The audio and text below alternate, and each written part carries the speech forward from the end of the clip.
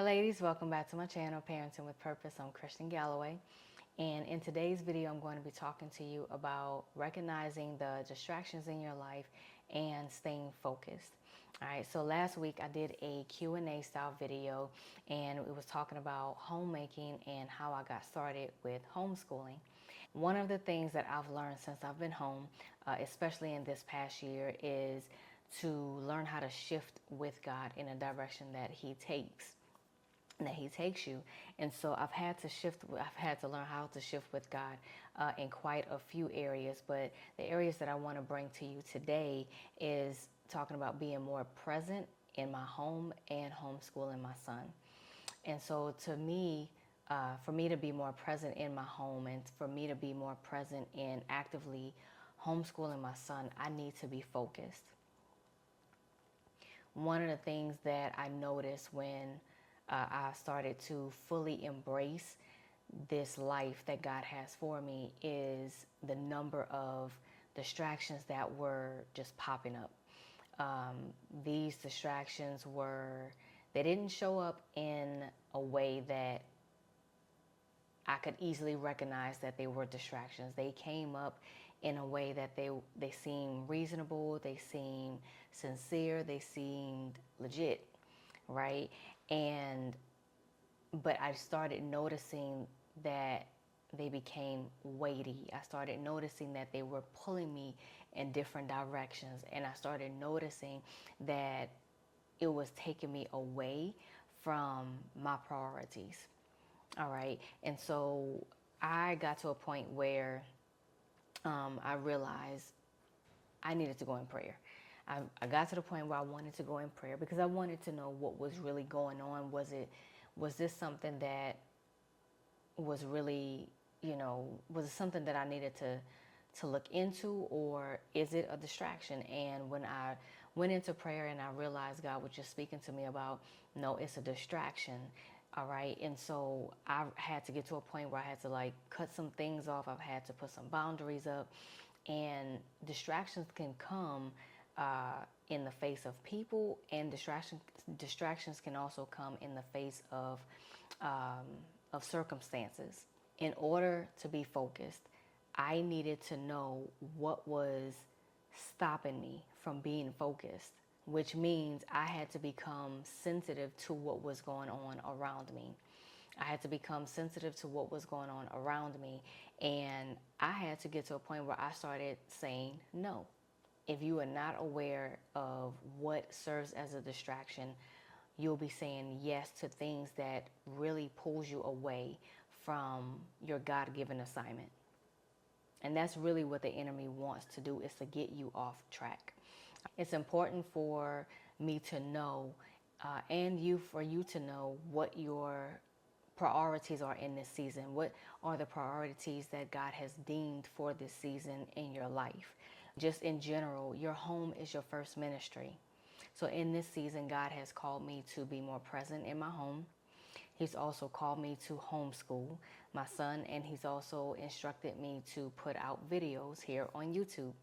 That takes time from, if you've been in this place where you've been at home and you're homeschooling, those are not easy tasks. They're not, it's not just a 1 to 2 hour type of deal. It's work. It requires a great deal of effort. It's a huge responsibility to be present in your home, because being present in your home is not just physically being present in the home. That's part of it, but there's so much to being present in your home. All right. And so maybe I'll do a video about that another time, but being present in your home and homeschooling takes a good bit of your day. My son is 12, he's in the 7th grade, and the older kids get, homeschool takes a little bit more time. It's still not up to 8 hours a day like they would be in traditional school, but it still takes time. So as I'm trying to pour out into my home and teach my son and put out videos, there's going to be a lot of times where I'm going to have to choose wisely when to say yes and when to say no, because, and I've learned over the years, it took me years to start appreciating the word no. The more I say no, it makes more room for God to do what He has always wanted to do in my life. All right. It makes more room for God to move. It makes more room for the right yes. So I'm learning how to choose wisely what to say yes to, what to say no to. And sometimes it's just a matter of timing, but learning how to say no can really help you out in making sure that the distractions stay out and you are staying focused. So I've been studying the book of Nehemiah, and if you haven't had a chance to study the book of Nehemiah, I highly suggest that you do. Nehemiah is the book of Nehemiah is really a great book.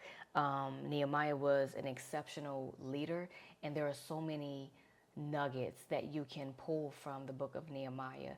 But one of the things as it relates to this video is just talking about the opposition and the number of distractions that Nehemiah had to endure while he and the other Israelites were rebuilding the wall of Jerusalem.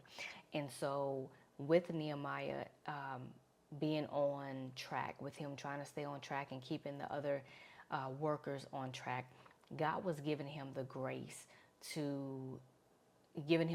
but also the wisdom and discernment.